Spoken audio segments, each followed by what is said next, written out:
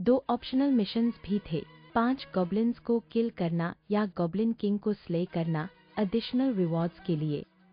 Mandatory mission को complete करने से 10 एकेडमिक क्रेडिट्स और 100 एक्सचेंज पॉइंट्स मिलेंगे। 5 गॉब्लिन्स को किल करने से 10 एकेडमिक क्रेडिट्स और 200 एक्सचेंज पॉइंट्स मिलेंगे।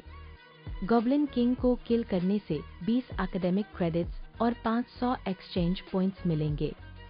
एक और नोटिफिकेशन पॉप अप हुआ। सिस्टम ने हर व्यक्ति को एक प्रोबेशनरी स्टूडेंट गिफ्ट पैक दिया, जिसमें एक रैंडम वेपन था जो उन्हें सर्वाइवल के लिए जरूरी टूल्स देता है। लेकिन सबसे इम्पोर्टेंट इंफॉर्मेशन अंतिम लाइन में थी। इस टेस्ट में कोई डेथ पेनल्टी नहीं होगी। यह एक मर्सी थी, असल में न्यू प्लेयर्स के लिए एक ट्यूटोरियल। न्यूज ने फ्रेशमैन को खुशी के अप्रों में डाल दिया। वे चियद राहत महसूस कर रहे थे कि उन्होंने अभी सीखी हुई क्रूअल रूल से एस्केप किया। ज़ाइरो लिन ने कोई समय नहीं बर्बाद किया। उसने तुरंत अपना बिगिनर्स गिफ्ट पैक खोला। सिस्टम ने उसे बताया कि उसे एक नोविस मैजिक स्टाफ मिला है। यह F रैंक वाला है, जिसमें एक बिल्ट इन स्किल है जिसका नाम एनर्जी ऑर्ब है, जो इस्तेमाल पर मेंटल पावर खपत करता है। जैसे ही उसने स्टाफ पकड़ी, एक न्यू स्किल अनलॉक हो गया। Basic staff mastery level 1। ज़ाइरो लिन ने स्थिति, स्किल सिस्टम और एक्सपीरियंस पॉइंट्स का विश्लेषण किया। यह बिल्कुल वैसे ही महसूस हुआ जैसे वह गेम्स खेलता था। अगर ऐसा है तो उसकी आंखों में एक कैलकुलेटिंग चमक झलक गई। उसके दिमाग में एक प्लान बनना शुरू हुआ। बिना हिचकिचाए उसने उसे तुरंत टेस्ट किया। उसने स्टाफ स्विंग किया, मैजिकल ऊर्जा इकट्ठा करते हुए। एक एनर्जी ऑर्ब बाहर निकला, सीधे जमीन में क्रैश हुआ। विस्फोट ने एक छोटा क्रेटर छोड़ा, धुआं हवा में उड़ता हुआ। एक नोटिफिकेशन पैनल तुरंत दिखाई दिया। बेसिक स्टाफ मास्टरी ने 2 एक्सपीरियंस पॉइंट्स हासिल किए। ज़ाइरो लिन ने स्मग किया, यह समझते हुए कि बस वेपन यूज करने से उसे एक्सपीरियंस मिलती है। उसे अचानक याद आया कि उसका सल्फर मोनोसल्फाइड टैलेंट एकेडमिक प्रोडिजी एक पैसिव एबिलिटी है। इसका मतलब था उसकी स्किल लेवलिंग स्पीड हर किसी से 2 गुना तेज होगी। लेकिन दूसरे शॉट के बाद तुरंत एक वार्निंग साउंड उसके कानों में बजा। ज़ाइरो लिन ने अपना सिर पकड़ लिया जब सिस्टम ने उसे बताया कि उसका मानर एनर्जी ऑर्ब कास्ट करने के लिए पर्याप्त नहीं है। उसके स्टैट्स बहुत कम थे, उसका मानर बार बहुत छोटा था। सिर्फ कुछ यूज के बाद वह पूरी तरह से डिप्लीटेड हो गया।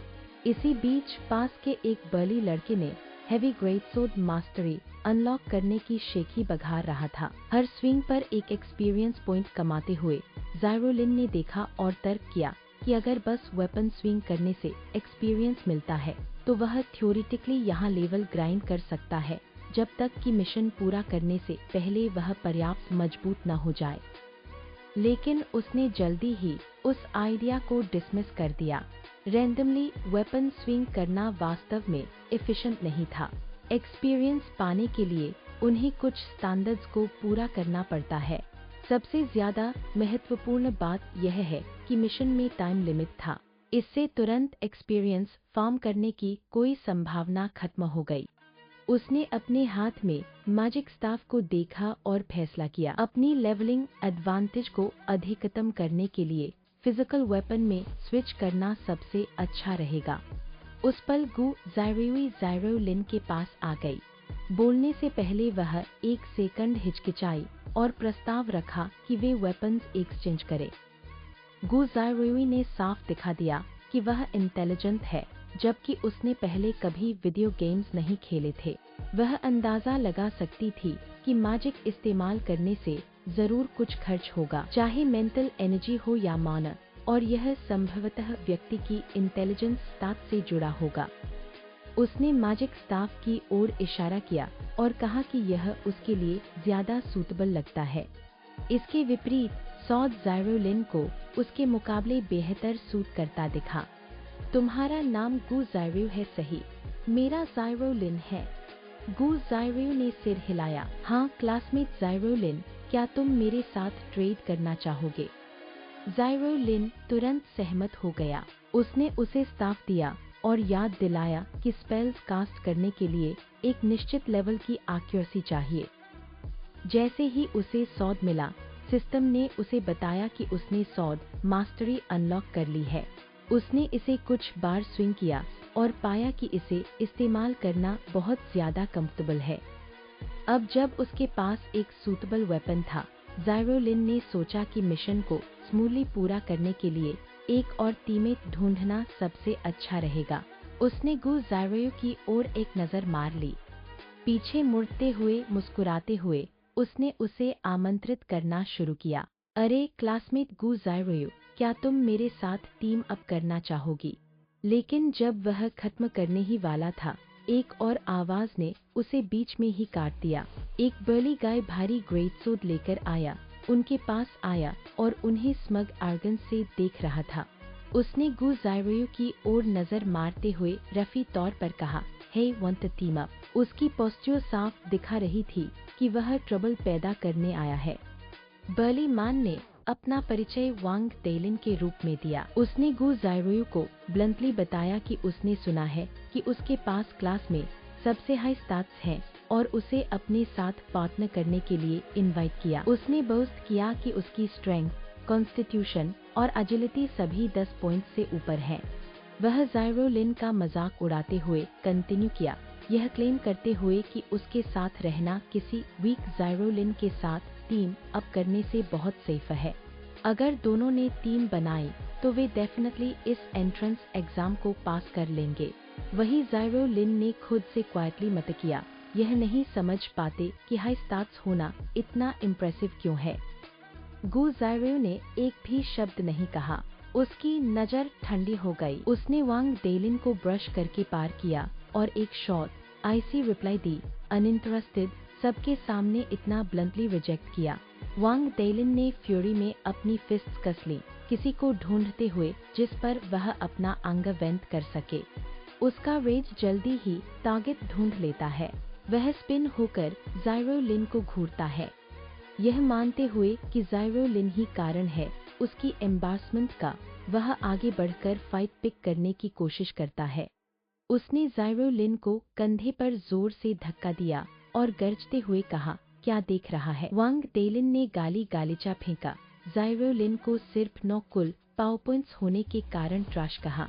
उसने ताना मारते हुए कहा कि ज़ायरो लिन दूसरों के लिए सिर्फ एक बोझ है और उसकी हथियार पढ़ने का नाटक करने पर उसका मजाक उड़ाया। ऐसा कहा कि उसके जैसा कोई भी कुछ नहीं समझ पाएगा।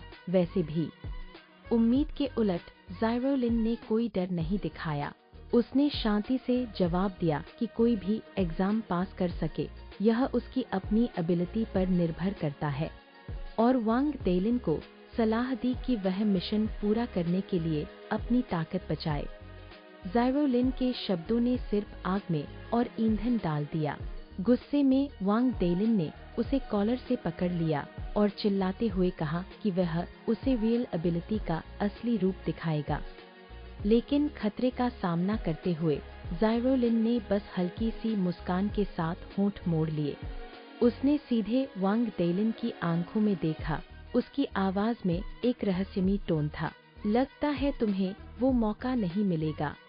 वांग टेलिन को समझने से पहले कि क्या हो रहा है, एक गॉब्लिन अचानक ऊपर से कूदकर उसके गर्दन की पीठ की ओर सीधे निशाना लगाया। गॉब्लिन की अचानक उपस्थिति ने वांग टेलिन को पैनिक में डाल दिया, लेकिन उसकी तेज रिफ्लेक्सेस की वजह से वह मुश्किल से मौत से बच गया। गॉब्लिन के अटैक ने सिर्फ उसके चेहरे पर एक कट लगा दिया, खून हर जगह बिखर गया। जख्म दर्द से जलता रहा, जिससे वह गुस्से में और हिल गया। अपनी फेल हुई स्ट्राइक के बाद गॉब्लिन ने वांग टेलिन पर फिर से झपट्टा मार दिया, लेकिन इस बार उसने समय पर प्रतिक्रिया दी। अपनी ब्लेड की तेज स्विंग से उसने उसे तुरंत ही काट दिया। तभी उसने लंबी सांस ली और बड़बड़ाया कि वह लगभग अपनी लाइफ खो ही बैठा था। जब सब खत्म हो गया तो उसने ज़ायरो लिन की ओर मुड़कर फिर से उसका मजाक उड़ाना शुरू किया, यह कहते हुए कि यहाँ तक कि एक लली गॉब्लिन ने भी उसे एम्बुश करने की हिम्मत की और पूछता रहा कि क्या ज़ायरो लिन वहीं खड़ा होकर उसकी बेवकूफ़ी देखने का इंतजार कर रहा था। लेकिन अचानक वह जम गया। एक अजीब असहजता उसके भीतर फैल गई जब झाड़ियों से दर्जनों चमकते आइस बाहर आने लगी। फिर अंधेरे से सिर्फ एक नहीं बल्कि पूरी एक आर्मी ऑफ गॉब्लिन्स आगे बढ़ी, हर तरह के वेपन से लैस। वह डरावना दृश्य उन फ्रेशमैन को डरा गया जो पहली बार मॉन्स्टर्स देख रहे थे। वे बस निराशा में चिल्ला सकते थे, पूरी तरह से लड़ने का तरीका भूल गए। उस क्षण मासकर आधिकारिक रूप से शुरू हुआ। गॉब्लिन्स ने चार्ज किया। दर्द भरे स्क्रीम्स हर जगह गूंजने लगे जब छात्र एक एक करके फरोशस हौद के सामने गिरते गए। नाखून फ्लैश को चीरते रहे और गॉब्लिन्स की भयानक श्रीक्स गूंज उठी। जो लोग तुरंत मारे गए वे नीले ब्लू दैत्य के टुकड़ों में घुल गए, जिससे दृश्य बेतहाशा क्रूर बन गया। ज़ाइरो लिन भी इस बातल से बच नहीं सका। उसने अपना सॉर्ड उठाया ताकि वह गॉब्लिन की स्ट्राइक को ब्लॉक कर सके। धक्का डरावना हकीकत जैसा लगा, जिससे उसे समझ आया कि यह कोई मजाक नहीं है। पास में एक लड़की पूरी तरह हेल्पलेस थी क्योंकि एक गॉब्लिन उसके पास आ रहा था। लेकिन जैसे ही वह मार खा रही थी, गॉब्लिन को पीछे से एक अटैक ने गिरा दिया। जो अटैक किया था वह ज़ाइरो था। अराजक बैटलफील्ड में ज़ाइरो लिन लड़ता रहा जबकि सावधानी से देख रहा था। उसके शरीर पर जख्मों से आने वाला दर्द भी पूरी तरह रियल लगा। उसने एक और स्ट्राइक को डॉज किया। मॉन्स्टर ब्लड उसके चेहरे पर छिड़क गया। स्पर्श की भावना भी परेशान करने वाली ऑथेंटिक थी। कड़वे रूप से उसे एहसास हुआ कि वह कितना नाइव था। सेटिंग वर्चुअल डेटा होने को छोड़कर बाकी सभी सेंसेशंस रियल थी। यह गेम नहीं था। सामान्य लोग जिनके पास कॉम्बैट एक्सपीरियंस नहीं था, चाहे वे आर्म्ड हों, वे सिर्फ स्लॉटर के लिए इंतजार करने वाले लाम्स थे। अचानक एक स्टूडेंट ने देखा कि गॉब्लिन्स अंदर की केव में लोगों पर अटैक नहीं कर रहे थे। उसने तुरंत चिल्लाया, सभी को अंदर रन करने को बुलाते हुए। स्टूडेंट्स तुरंत केव की ओर रश्ड हुए, टेरिफाइंग गॉब्लिन से सेफ्टी पाने की उम्मीद में। ज़ाइरो लिन ने केव को देखा और स्थिति को ध्यान से एनालाइज किया। अभी के लिए यह सेफ लग रहा था, लेकिन अन्य लोग अभी भी अंदर रन कर रहे थे। नोटिफिकेशन पैनल पर लिखा था, cave protection, time remaining 29 minute 38 seconds, और उसे पता था कि यह सेफ हमेशा नहीं रहेगा। ज़ाइरो लिन ने अपनी सॉर्ड को कसकर पकड़ा, खुद को याद दिलाते हुए कि काम रहे और सब कुछ ध्यान से असेस करे। वह दृढ़ निश्चय के साथ केव एंट्रेंस की ओर देखा। जो भी हो, वह बस वहां बैठकर मरने का इंतजार नहीं कर सकता था। केव के अंदर ज़ाइरो लिन ने अपनी सॉर्ड स्विंग्स का अभ्यास शुरू किया। एक नोटिफिकेशन पैनल दिखाई दिया। बेसिक सॉर्ड प्रोफिशिएंसी बढ़ गई, एक्सपीरियंस +2। उसने जल्दी समझा कि केवल स्टैंडर्ड सही तरीके से किए गए मूवमेंट्स पूरी स्ट्रेंथ के साथ एक्सपीरियंस पॉइंट्स देते हैं। स्ट्रेंथ 2 और कॉन्स्टिट्यूशन 3 के साथ उसकी एट्रीब्यूट्स बहुत ही कम थी, इसलिए हर एक्शन को काउंट करना पड़ता है। उसको वेपन से जितनी जल्दी हो सके परिचित होना था और रियल बैटल शुरू होने से पहले एक्सपीरियंस पॉइंट्स कमाने थे।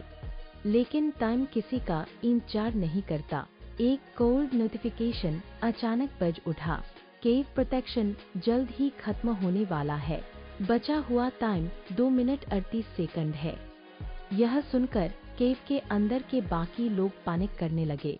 वे भरोसा नहीं कर पाए कि उनका एकमात्र शेल्टर अब खतरनाक होने वाला है। केव के अंदर सर्वाइवर्स ने पूरी तरह से लड़ने की इच्छा खो दी थी। वे मानते थे कि यह मिशन मूलतः पूरा करना असंभव है। रेंज्ड वेपन्स उन मॉन्स्टर्स को कभी नहीं मार सकते थे क्योंकि वे बहुत तेज और चपल थे। पैनिक वाले क्राउड के विपरीत ज़ाइरो कोने में चुपचाप बैठा था। वह सब कुछ असामान्य शांति से देख रहा था। अचानक ऑपोजिट साइड पर ज़ाइरो लिन के सॉर्ड अभ्यास की लगातार आवाज ने उसका ध्यान खींचा। उसके चेहरे पर पसीना बहता रहा, फिर भी ज़ाइरो लिन हर स्विंग पर पूरी तरह से फोकस रहा। ज़ाइरो पास आया और ठंडे अंदाज में कहा कि वह जो कर रहा है वह मीनिंगलेस है। उसकी कैलकुलेशंस के अनुसार नॉर्मल एफिशिएंसी में स्किल को लेवल 2 तक ले जाने में लगभग 1 लगेगा। मिशन टाइम बस इतना नहीं देता कि ऐसी धीमी विधि अपनाई जा सके। उसकी असेसमेंट ने ज़ाइरो लिन को हैरान कर दिया। वह नहीं रोक सका कि यह गर्ल वास्तव में इंटेलिजेंट है। उसके चुप रहने को देखकर ज़ाइरो यू ने अपनी ग्लासेस थोड़ा सा समायोजित की और दोहराया कि उसकी कैलकुलेशंस के हिसाब से लेवल 2 तक पहुंचने को जरूर 1 लगेगा। यह सुनकर ज़ाइरो लिन बस मुस्कुराया। उसे पता था कि ज़ाइरो यू ने जो कहा वह पूरी तरह सही था, लेकिन उसके पास एक चीट सिस्टम था। एक सिस्टम पैनल उसकी आंखों के सामने प्रकट हुआ। दिखा रहा था बेसिक सॉर्ड प्रोफिशिएंसी 98 एक्सप्रेस। बहुत देर नहीं लगेगी कि वह लेवल 2 तक पहुंच जाएगा। ज़ाइरो लिन ने ज़ाइरो यू को रिमाइंडर के लिए धन्यवाद दिया और कहा कि वह अभी ही सॉर्ड इस्तेमाल करने की आदत डाल रहा है। उसने बताया कि उसने देखा कि वह बाहर के गॉब्लिन्स को देख रही थी और पूछा कि क्या उसे कोई निष्कर्ष मिला है।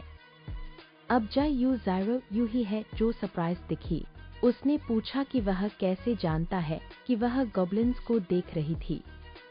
ज़ाइरो लिन ने समझाया कि यह मॉन्स्टर से लड़ने से पहले एक गेम खेलने जैसा है। तुम स्ट्रैटेजी गाइड देखो। ज़ाइरो यू ने फ्लैटली जवाब दिया, मैं गेम्स नहीं खेलता। ज़ाइरो लिन को क्षणिक रूप से स्पीचलेस छोड़ते हुए।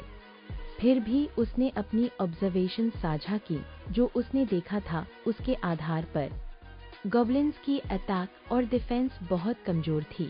लगभग एफ रैंक के आसपास उनके वीक पॉइंट सिर और छाती थे। जब तक छात्र अपनी डर को पार कर लेते, एक ऑन वन कॉम्बैट समस्या नहीं होता। दूसरों को कोने में अभी भी कांपते देख ज़ाइरो लिन ने निष्कर्ष निकाला कि मिशन वास्तव में मुश्किल नहीं था। सब लोग बस डर के कारण दिमाग ही खो बैठे थे। जब तुम लड़ने का हौसला खो देते हो तो जीत की हर संभावना भी खो देते हो। सिर्फ 2 मिनट की प्रोटेक्शन बची होने पर ज़ाइरो लिन ने कहा कि बाहर जाने का टाइम आ गया है। ज़ाइरो यू ने सहमति जताई और कहा कि वे सिर्फ भागने के बारे में ही सोच नहीं सकते। लेकिन जैसे ही दोनों चलने वाले थे, वांग डेलिन ने उनका रास्ता ब्लॉक कर दिया और पूछा कि वे कहाँ जा रहे हैं। उसने पूरी तरह से ज़ाइरो लिन को अनदेखा किया और ज़ाइरो यू से कहा कि वे उसके साथ चले। उनके 2 एट्रीब्यूट्स को मिलाकर वे जरूर डेस्टिनेशन तक सेफली पहुंच सकते हैं। उसके हिसाब से ज़ाइरो लिन को साथ ले जाना मिशन फेलियर की गारंटी देगा। ज़ाइरो यू ने शांति से जवाब दिया कि मिशन के अनुसार सेफ जोन तक पहुंचना मुश्किल नहीं है। असली चैलेंज और सबसे बड़ा रिवॉर्ड गॉब्लिन किंग के पास है। वांग डेलिन ने जवाब में चिल्लाते हुए कहा कि गॉब्लिन किंग सिर्फ एक ऑप्शनल ऑब्जेक्टिव है। यह अभी तक भी नहीं आया था। उसने ताना मारते हुए कहा कि वे बेसिक सर्वाइवल भी संभाल नहीं सकते। फिर भी वह पहले से ही एक हिडन क्वेस्ट पूरा करने के बारे में सोच रही थी। उस समय ज़ाइरो लिन ने आखिरकार बोल दिया। उसने कहा कि चूंकि मिशन मौजूद है, इसका मतलब है कि इसे पूरा करना इम्पॉसिबल नहीं है। अगर यह अभी तक नहीं आया है तो जरूर कोई ट्रिगर मैकेनिज्म होगा, शायद टाइम बेस। बचे हुए छात्रों की संख्या या मारे गए गॉब्लिन्स की गिनती के आधार पर ज़ाइरो यू ने एनालिसिस जारी रखा। वे टाइम को रूल आउट कर सकते थे क्योंकि अकादमी उन्हें सिर्फ कुछ मिनटों में बॉस से लड़ने का मौका नहीं देगी। बचे हुए छात्रों की संख्या को भी एक्सक्लूड किया जा सकता था क्योंकि पहले से ही बहुत कम बचे थे। सबसे लाइकली ट्रिगर था मॉन्स्टर्स की स्लेन संख्या। ज़ाइरो लिन ने कॉन्फिडेंटली अपनी स्पेकुलेशन व्यक्त की। सिर्फ तब जब हम कुछ गॉब्लिन्स को एलिमिनेट करेंगे तभी बॉस आएगा। धनुष पकड़े एक फीमेल स्टूडेंट ने डरते हुए ऑपोजिशन में बोल दिया। उसने माना कि मैंडेटरी ऑब्जेक्टिव को कंप्लीट करना काफी है। उन्हें बॉस से लड़ना क्यों पड़ता है? बाहर के गॉब्लिन्स पहले से ही टेरिफाइंग थे। वह यह सोचने की भी हिम्मत नहीं करती थी कि गॉब्लिन किंग कितना पावरफुल हो सकता है। समूह में हेजिटेशन फैलते सुनते ही ज़ाइरो लिन पीछे मुड़कर लाउडली कहा, क्योंकि इस टेस्ट में फेल होने पर कोई पेनल्टी नहीं है, लेकिन जीतने पर ह्यूज रिवॉर्ड्स मिलते हैं। अगर हम सिर्फ रन अवे करेंगे तो हम बिग टाइम लूज करेंगे। वह उन्हें पर्सुएड करना जारी रखा, क्या तुम सच में सोचते हो कि एनरोलमेंट के बाद भी ऐसे अपॉर्चुनिटीज मिलेंगे जहां कोई रिस्क नहीं है लेकिन फिर भी पॉइंट्स अर्न कर सकते हैं? हमारे पास पहले से ही एक्स्ट्रा पॉइंट्स और रिडीमेबल आइटम्स पाने का चांस है, इसे ट्राई क्यों नहीं करते? ज़ाइरो लिन की वर्ड्स ने इफेक्ट डाला। बाकी लोग वेव करने लगे। आखिरकार वे यहाँ सच में नहीं मरेंगे। वे एक बार रिस्क ले ही सकते हैं। वैसे केव की सुरक्षा खोने वाली है, इसलिए उनके पास और कोई विकल्प नहीं था। लेकिन वांग डेलिन चिल्लाया, अपनी डर को छुपाने की कोशिश करते हुए, तुम सच में इस वीकलिंग की बात सुनोगे? ध्यान से देखो, यहाँ का सबसे स्ट्रॉन्गेस्ट व्यक्ति कौन है? मेरे शुरुआती एट्रीब्यूट्स का कुल 32 पॉइंट्स था। जायू ज़ाइरो यू ने ठंडे अंदाज में जवाब दिया, 32 पॉइंट्स, यह औसत से थोड़ा ही ऊपर है। गुस्से में वह चिल्लाया, तो तुम्हारे एट्रीब्यूट्स कितने हाई हैं? उसने हल्के से अपने ग्लासेस को ठीक किया और एक ऐसा नंबर बताया जिसने सभी को चकित कर दिया, 46 पॉइंट्स। फिर उसने वांग डेलिन की ओर देखा और शांतिपूर्वक पूछा, अब क्या मैं तुमसे चुप रहने को कहूँ? वांग डेलिन ठंडे पसीने से भर गया, एक शब्द भी कह नहीं पाए। बाकी लोग हैरानी और प्रशंसा के मिश्रण के साथ उसकी ओर देख रहे थे, यहाँ तक कि ज़ाइरो लिन भी चकित हो गया। 46 पॉइंट्स, उससे 5 गुना ज्यादा है। ऐसे ओवरवेलमिंग स्टाट्स के साथ जायू ज़ाइरो यू ने नेचुरली लीडर बन गया। उसने कहा कि जो भी टेस्ट पास करके रिवॉर्ड्स कमाना चाहता है वो उसके पीछे फॉलो करेगा। सिर्फ यूनिटी से ही वो मिशन पूरा कर पाएंगे। उसने वांग डेलिन की ओर मुड़कर आदेश दिया।